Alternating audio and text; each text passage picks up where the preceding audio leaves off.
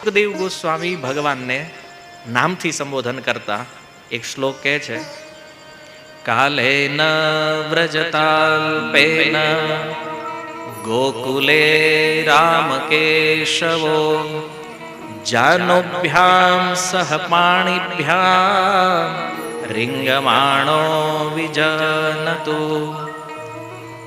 કે છે, હે પરીક્ષિત, થોડા દિવસોમાં ગોકુળમાં સહ પાણીભ્યામ જાનુભ્યામ રામ કેશવો, રામ અને કેશવ, જો હજી કૃષ્ણ નામ નથી બોલતા સુખદેવજી, કેશવ કે છે. રામ બલરામજીનું તો નામ છે સુંદર રામ, બોલવામાં મજા આવે, સાંભળવામાં મજા. રામ તો એને કીધું રામ, કૃષ્ણ માટે કીધું કેશવો. અચ્છા, કેશવનો એક અર્થ છે જે બ્રહ્માજી અને શિવજી ઉપર શાસન કરે છે, પણ આ તો બાળક છે. અહીંયા તો એ અર્થનો કોઈ મતલબ નથી, શાસનનો તો કોઈ મતલબ નથી. કેશવ એટલા માટે કહે છે કે ભગવાનના કેશ એટલા સુંદર છે, એ જે વાકડિયા વાળ છે ભગવાનના, જો સુખદેવજી એ છબીને જોઈ રહ્યા છે કે બંને ભાઈઓ ભાખણ ભર્યા હાલે છે. આપણી ભાષામાં કહીએ ને, ભાખણ ભર્યા, બે હાથ જમીન ઉપર હોય, બે ઘૂંટણ જમીન ઉપર હોય. તો કે છે જાનુભ્યામ સહ, જાનુભ્યામ એટલે ઘૂંટણ, પાણીભ્યામ અને હાથ. તો હાથ અને ઘૂંટણથી આ બંને ચાલતા ચાલતા ગોકુળમાં રમવા લાગ્યા છે. અલ્પકાલે, થોડા સમયમાં. પણ સુખદેવજીની નજર ચોંટી ગઈ છે ભગવાનના વાળ ઉપર. અને હકીકત ભગવાનના વાળ એટલા સુંદર છે, એટલા સુંદર વાળ છે કે કોઈ પણ પુરુષ, કોઈ પણ ભક્ત જ્યારે એના વાળને જોવે ને એમાં એની આસક્તિ થઈ જાય. એટલા અદ્ભુત વાળ છે, કાળા છે અને વાંકડિયા છે, ઘૂંઘરાળા વાળ છે. પિતામહ ભીષ્મને પણ આ છબી યાદ આવી છે મહાભારતમાં. ભગવાન રથ ચલાવે છે અર્જુનનો, પિતામહ ભીષ્મ સામેની સેનામાં છે. અંતિમ સમયમાં જ્યારે કૃષ્ણ એની સામે આવ્યા છે, સ્તુતિ કરતા ભીષ્મ કહે છે કે પ્રભુ, એ જે છબી મહાભારતમાં જોઈ છે તમારી, યુધિ તુરગ રજો વિધુમ્ર વિશ્વ કચલુલિત શ્રમ વાર્ય અલંકૃતાસ્ય. તમે જ્યારે અર્જુનનો રથ ચલાવો છો, એટલો શ્રમ થઈ રહ્યો છે તમને એ રથ ચલાવતા ચલાવતા, પણ એ જે રજ ઉડી છે, ઘોડાની ટાપ જ્યારે પડે ભૂમિ ઉપર અને એનાથી જે રજ ઉડી ભગવાનના વાળમાં લાગી ગઈ. તો એ રજ જેવી વાળમાં લાગી ને તો વાળ બ્રાઉન થઈ ગયા. બ્લેક વાળ કેવા થઈ ગયા? બ્રાઉન. હવે વાળ બ્રાઉન થઈ ગયા. પિતામહ ભીષ્મ આ જોવે છે અને પછી એ રજ ભગવાનના મુખ ઉપર પણ લાગી છે. પણ એક અવલોકન, જે આ તો વાત તો બહુ મોટી છે ભગવાનના વાળની, પણ આપણે એક વાત જે સમજવી છે કે ભગવાનના એક હાથમાં ચાબુક હતું, એક હાથમાં ઘોડાની રાસ ચલાવી રહ્યા છે. તો રથ ચાલે ને તો વાળની જે બે લટ હતી ને મુખ ઉપર આવી ગઈ આગળ, વાંકડિયા વાળ. હવે તમે જોવો છો કે લટ મોઢા ઉપર આવે તો નડે, હોય એને નડે, જેની ન હોય એને નડે, બેયને. તો લટ પાછળ નાખવી છે પણ હાથ ફ્રી નથી ભગવાનના. તો પિતામહ ભીષ્મ દર્શન કરે છે કે પ્રભુ, એ તમારા જે વાકડિયા વાળ છે એણે તમારા મુખને આવૃત કર્યું છે. અલક કુલા વૃતાન નાબ્જમ, તમારું મુખ એનાથી આવૃત થયું છે અને તમારી સુંદર છબીનું મેં દર્શન કર્યું છે. તો દુર્યોધન ભીષ્મ પિતામહ પાસે આવીને કહે છે, દાદા તમે નમક હરામી કરો છો કેમ? એ કે મારી બાજુ છો તમે, આ પાંડવો એક દીમાં ઉકલી જાય, તમે લડતા નથી. પિતામહ ભીષ્મ મનમાં કે અહીં લડવા કોણ આવ્યું છે? હું તો મહાભારતમાં કૃષ્ણને જોવા આવ્યો છું. લડવાની તો વાત જ દૂર છે. એના વાળમાંથી નજર હટે તો ક્યાંક બાણ મારું ને બીજે. અને જો આ શ્લોક બોલ્યા છે બાણ સૈયા ઉપર, ભગવાનની સામે ભીષ્મ બોલી રહ્યા છે કે પ્રભુ, તમારી આ અલૌકિક છબી મેં જોઈ છે. હવે આટલું સૂક્ષ્મ દર્શન ભીષ્મએ કર્યું છે, હવે એનું ધ્યાન લડવામાં હોય? પેલો બિચારો રોજ રાડ્યું નાખતો દુર્યોધન, દાદા તમે કઈ કરતા નથી, તમે કઈ કરતા નથી. છેલ્લે કહી તમે નમક હરામ છો, ખાવ છો મારું પ્રેમ પાંડવોને કરો. ભીષ્મ કે તું જે કે મારો પ્રેમ કૃષ્ણમાં છે. તો વિચાર કરો, ભીષ્મ જેની ઉંમર 400 વર્ષ હતી મહાભારતમાં, અને કૃષ્ણની ઉંમર કેટલી છે? 125 વર્ષ. અર્જુનનો રથ જ્યારે ચલાવે છે 125 વર્ષે તે વાળ ભીષ્મને મનને એમાં આકર્ષિત કરી લે. આપણે હવા હો જવા દો, ચાળીએ પતી ગયા હોય વાળ, જોવા ન ગમે આપણા આપણને. હે ને?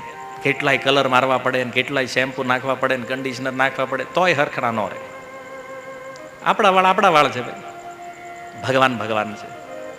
સુખદેવજી જોવે છે એ 125 વર્ષની એજમાં, વાત મેં એટલા માટે તમને કરી કે 125 વર્ષની ઉંમરમાં કૃષ્ણના વાળનું સૌંદર્ય કેમ?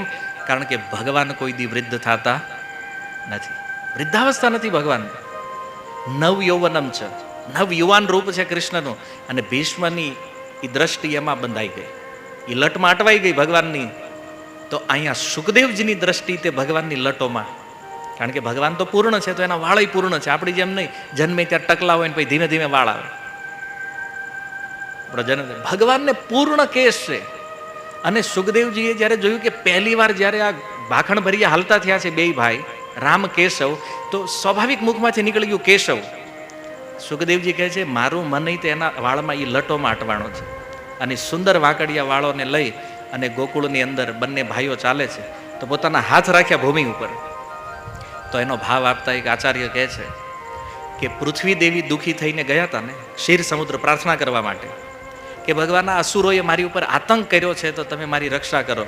તો ભગવાન આમ ચાલતા ચાલતા હાથ મૂકે છે, પૃથ્વીને સાંત્વના આપે છે કે હે ભૂદેવી, હવે તમે ચિંતા નહીં કરતા, હું આવી ગયો છું અને હવે નજીકના સમયમાં તમારા દુઃખોનો અંત થવાનો છે. તો ભગવાન ચાલતા ચાલતા હાથ દ્વારા એ પૃથ્વી દેવીને સાંત્વના આપી રહ્યા છે, ભૂદેવીને. અને આ રીતે સુંદર વર્ણન સુખદેવ ગોસ્વામી કરે છે. કેવી રીતે ચાલે છે? તાવત અંઘ્રી યુગ્મમ અનુકૃષ્ય સરીસૃપંતો. બે ભાઈ નાના નાના પગે ગોકુળના કાદવમાં ઢસડાતા ચાલે છે. કાદવ શું કામ છે ગોકુળમાં? તો જો ગોકુળની અંદર જે ગાયો છે, એ ગાયોની અંદરથી દૂધ, આપણે ગાયોને દોવી પડે, પણ એના થનમાં એટલું દૂધ છે કે જેના પ્રભાવથી અપને આપ દૂધ નીકળે. આ વાત તે કોઈને માન્યામાં ન આવે, આ ઘટના આજે પણ થાય છે. યુટ્યુબમાં એક વિડીયો છે, એક ભક્ત વાંસુરી બજાવે છે અને ગાય ઊભી છે, અપને આપ દૂધ નીકળે છે. કળિયુગમાં આ સંભવ છે. તો જ્યારે સાક્ષાત ભગવાનને જોઈ ગાયોને એટલો પ્રેમ હતો કે એના થનથી દૂધ નીતરતું, અને એટલા માટે બ્રજની ભૂમિ દૂધથી ભીની રહેતી. આજ દુર્ભાગ્ય જોવો, માણાને પીવા નથી મળતું આ કળિયુગમાં. અને બીજા કીચડનું કારણ શું છે? ગૌમૂત્ર. અસંખ્ય નંદ મહારાજને ત્યાં 9 લાખ ગાય છે. તો એ ગૌમૂત્ર, ગોબર, આ દૂધ, આ બધાના કારણે બ્રજની ભૂમિ હંમેશા ભીની રહેતી. અને ભગવાન એ કાદવમાં ચાલી રહ્યા છે. ચાલતા ચાલતા કે જે ઘોષ પ્રઘોષ રુચિરમ, યશોદાજી અને રોહિણીજીએ જે આભૂષણો પહેરાવ્યા છે, એ આભૂષણોમાં ઘૂઘરી છે. બધા આભૂષણોમાં કાંઈક ને કાંઈક એવો અવાજ થઈ રહ્યો છે કે એ સાંભળે ને તો કૃષ્ણ બલરામને બહુ પ્રિય લાગે છે એ અવાજ. અને એટલું પ્રિય લાગી રહ્યો છે, કર્ણપ્રિય. તો ચાલે, અવાજ આવે તો મજા આવે, વળી પાછું ઊભા રહી જાય સાંભળવા. ઊભા રહી જાય તો અવાજ બંધ થઈ જાય. તો બંધ થઈ જાય, આમ તેમ જોવા માંડે કે અવાજ કેમ બંધ થઈ ગયો. વળી પાછા ચાલે તો અવાજ આવે, અવાજ સાંભળવા વળી પાછા ઊભા રહી જાય, પાછા થોડાક આગળ ચાલે. અને આમ કરતા કરતા આ આભૂષણના અવાજનો આનંદ લઈ રહ્યા છે ભગવાન. વ્રજ કરદમે શું, બ્રજના એ કીચડમાં. અચ્છા, આભૂષણનો અવાજ કેમ ભગવાનને આનંદ આપી રહ્યો છે? એટલા માટે કે આ અવાજ જે છે ને એ ભગવાનને પ્રિય છે. આભૂષણ ભગવાનની સેવામાં છે, એ પણ ભક્તનું સ્વરૂપ છે. તો જ્યારે ભક્તો કીર્તન કરે તો ભક્તોના કીર્તનનો અવાજ પણ ભગવાનને બહુ પસંદ છે.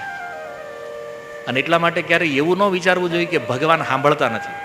આપણે અહીંયા મહામંત્ર બોલતા હોય તો આપણે લાગે ઓ, એ તો ક્યાંય ઠેઠ બેઠા છે ગોલોકમાં, કેમ સાંભળે? પણ જો એક આચાર્ય કહે છે, કીડીના પગમાં ઝાંઝર પહેરાવો. આવું જોયું? કીડીનું ઝાંઝર જોયું તમે? નથી જોયું, સાંભળ્યું તો ન જ હોય.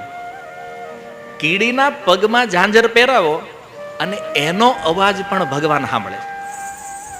એટલા સૂક્ષ્મ કાન છે, આપણું ન સાંભળે. એટલે હંમેશા જ્યારે એમ લાગે ભગવાનને પ્રસન્ન કરવા છે, પ્રેમથી બોલો હરે કૃષ્ણ કૃષ્ણ કૃષ્ણ હરે હરે, હરે રામ રામ રામ હરે હરે. આ ભગવાનનો સ્વભાવ છે. ક્યારેય મનમાં એવું ન વિચારો મારું એ નથી સાંભળતા. એ બધાનું સાંભળે છે, એના કાન બહુ પાવરફુલ છે. અમીબા બોલે ને એ ભગવાનને સંભળાય. અમીબાને ઓળખો? આ બધા બા અમીબાને નહીં ઓળખતા. હાલો, એ તમારા કામનું નથી, એ જવા જો. ઉદાહરણ મતલબ સૂક્ષ્મથી સૂક્ષ્મ વસ્તુનો અવાજ પણ ભગવાન સાંભળે છે. શું કામ? કારણ કે ઉપનિષદોમાં લખ્યું છે અણિયોર અણિયાન મહતો મહિયાન. સૂક્ષ્મથી સૂક્ષ્મ પણ ભગવાન છે અને વિભૂથી વિભુ પણ ભગવાન છે. તો ભગવાને વિચાર કર્યો કે મારી વાત મારા ભક્તો સાંભળે છે. ભગવાન ગીતા બોલ્યા, ભાગવત બોલ્યા, શાસ્ત્ર આપ્યું તો ભક્તોએ સાંભળ્યું. તો ભગવાને જોયું કે મારી વાતથી મારા ભક્તને આનંદ મળે છે, તો પછી ભક્તની વાતથી ભગવાન કેમ આનંદ ન પામે? જ્યારે આપણે કૃષ્ણના વિષયમાં બોલીએ છીએ, જ્યારે કૃષ્ણના વિષયમાં આપણે કંઈક ગાન કરીએ છીએ ને, તો ભગવાન પરમ પ્રસન્ન થાય છે. ભગવાનને પ્રસન્ન કરવાનો આ ઉપાય છે. જો ભગવાનની લીલાઓ જે છે ને એ કોરી વાર્તાઓ નથી ખાલી. હરેક લીલા દ્વારા ભગવાને સુંદર શિક્ષાઓ આપી છે. હરેક લીલાઓમાં પોતાના ભક્તને ઉત્સાહિત કરે છે, ભગવાન પ્રેરિત કરે છે ભજન કરવા માટે.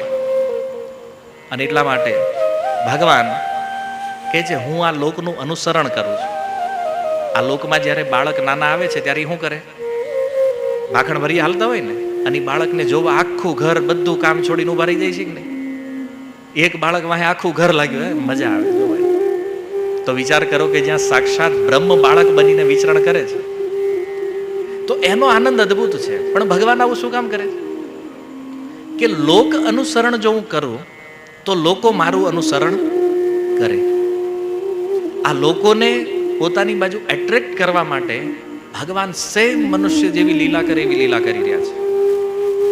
અને કીચડમાં ફરતા ફરતા પાછા માતાઓ પાસે જાય. કીચડ વાળા બગડ્યા હોય, રજ લાગી હોય, કીચડ લાગી હોય, જેવા કીચડ વાળા બે માતાઓ પાસે જાય છે, તો એવું નથી કે કૃષ્ણ યશોદાના ખોળામાં બેહે, બલરામજી રોહિણીજીના, જે માતાનો ખોળો મળ્યો એમાં ચડી જાય.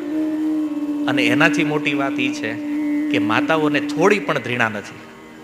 કીચડમાં, એ રજમાં, ધૂળમાં આળોટીને આવ્યા હોય, માતાઓ એને પ્રેમથી ખોળામાં લે છે, હૃદય લગાડે છે. આજે તો બગડીને આવ્યો હોય તો પેલા બાથરૂમ ભેગો કરે સીધો, આને પેલા ધોવો, આને હરખો કરો. આજ પોતાના બાળકની ગંદકી તે માતાઓ સહન નથી કરતા. પ્રેમનો અભાવ છે, બીજું કાંઈ નથી. બાકી બાળકની ગંદકી માને કોઈ દી ગંદકી લાગે? સંભવ નથી. તો યશોદાજી ક્યારેય નથી વિચારતા કે આ ગંદા છે, બે બાળક બગડીને આવ્યા છે. પછી તો જોવે છે કૃષ્ણ આવી ગયા, ખોળામાં લ્યો, હૃદય લગાડો, અને પ્રેમનો આનંદ લઈ રહ્યા છે. ભગવાને વિચાર કર્યો કે આ બ્રજ જે છે, આમાં જે કાંઈ લોકો છે, જે કાંઈ પશુઓ છે, જે કોઈ જીવ છે, આ બધા મારા માટે કંઈક ને કંઈક કરે છે. ગોપીઓ છે, ગોપ છે, ગાયો છે, વાછરડાઓ છે. તો મારા માટે જે આટલું કરતા હોય, આવા ભક્તોની ચરણ રજમાં રહેવું એ વધારે સારું છે. અને એટલે જો વૈકુંઠ અધિપતિ, વૃંદાવન અધિપતિ હોવા છતાં ભગવાન આ પૃથ્વી ઉપર એ વૃંદાવનમાં રજમાં આળોટે છે. આપણે થોડો વિચાર કરીએ છીએ, પણ જો આ રજ સૌથી વધારે પવિત્ર માનવામાં આવી છે. આજે પણ જે વૈષ્ણવો છે એને પૂછો બ્રજરજની શું મહિમા છે. 84 કોષ બ્રજમાં એક કણ એવો નથી કે જેને ભગવાનના ચરણનો સ્પર્શ ન થયો હોય. આ 84 કોષ બ્રજ જે છે ને આખું, ભગવાન પોતાના ચરણોથી ફર્યા છે. એક ખૂણો, એક કણ બાકી નથી રાખ્યો ભગવાન. અને એટલા માટે વૃંદાવનની આટલી મહિમા છે. જુઓ, ધામ તો આ પૃથ્વી ઉપર કેટલાય છે, પણ સૌથી વિશેષ જે છે ને એ વૃંદાવન છે. શું કામ?